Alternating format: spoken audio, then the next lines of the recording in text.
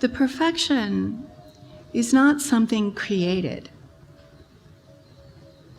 We think of making something perfect or finding something perfect or something becoming perfect. We are very inclined towards improvement, personally and as a species. But the truth of the Buddha is that perfection could never be not. It's the only thing that really is the perfection. Anything that has to become perfect is not Buddha. So, in a way, it's kind of an interesting concept, but the concept is fraught with peril, because no matter how you try to think about it, you can't really get there, because always it's the perfection.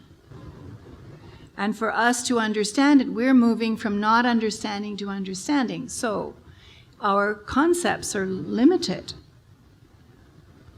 So then what we begin to understand is that there's a lot going on that isn't perfect. That's how it seems to us.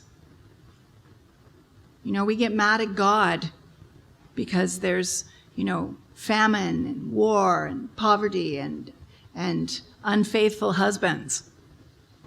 We get mad. How can there be an all good and wonderful God if God created everything and God made all this crappy stuff?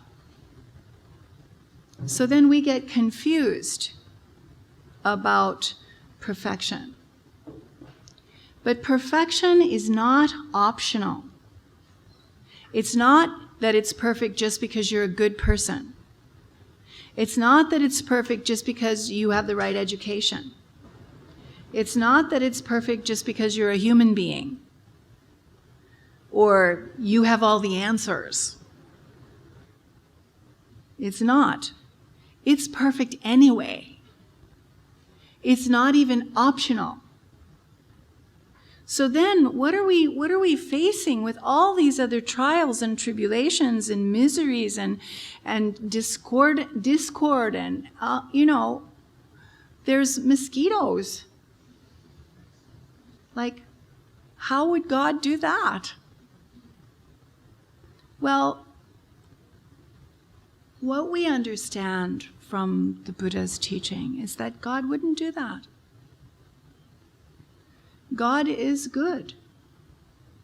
However you understand what God is, generally we don't kind of go for the old man sitting on a throne in the sky playing board games with your life. We don't really go along with that particular idea of God or goodness.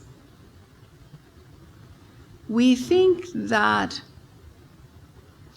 God is a quality of perfection that permeates the totality of reality. But us, as ordinary people, though we have this perfect essence, we have this perfect nature, we don't see things very well. Our, body-mind continuum of reality is not seeing the whole picture. And what we see is what we get, not what's really true. And so this brings us to a very great imperative to change and tame your own mind, because our mind is making us victims of experiencing suffering and misery because we do not understand what the real truth of reality is. We are locked in a lot of false assumptions. And acting and reacting within those false assumptions perpetuates greater and greater suffering and misery for ourselves and for everyone who doesn't understand their absolute perfection, the absolute perfection the nameless, pervasive, timeless, limitless, undefeatable, absolute perfection. So we have a problem. We have the problem. You may think it's your unfaithful husband who has the problem. You may think it's the penny longus who have the problem. You may think that it's the weather, it's the traffic, it's everybody else in the world, including your sogra. The problem is everybody else, everywhere. They're making the problem. But that's not true, because someone is detecting the problem. Who is that? Where is that? How is that working?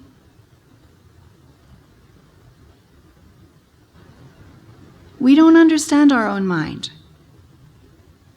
Buddha is the nature of your mind, the perfection that permeates your mind. Not just your hopes and fears, your successes and failures. Oh my goodness, we're so busy with all this improvement. But the truth of your absolute well-being is in your present perfect nature.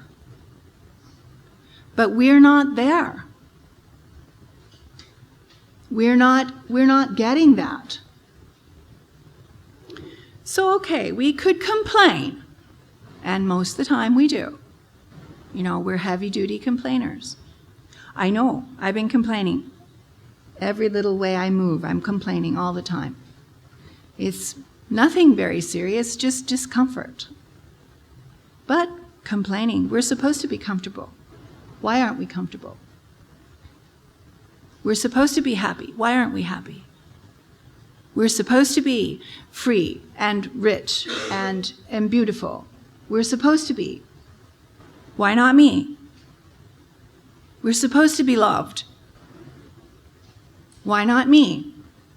What is wrong with all these people? But the Buddha is saying, well, maybe we have to look at things differently. We have to look back at our mind. And you need to understand, it's not just that you're right or wrong. It's that we don't understand what's happening to us.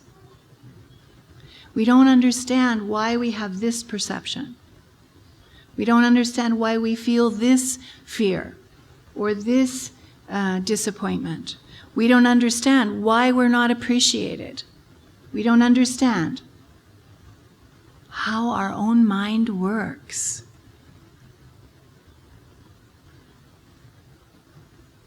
How amazing is it, our mind? And yet we do not understand it. And so the Buddha was one who attained realization of Buddha, therefore called Buddha, because that perfection is findable. It's findable because it's not losable. And therein lies the path. Why we listen to teachings, why we meditate, because it is knowable, the true nature of your being. It is conquerable, your delusion and confusion and hope and fear. And actually, nobody can do that but you. You have to deal with your own mind. Nobody else can.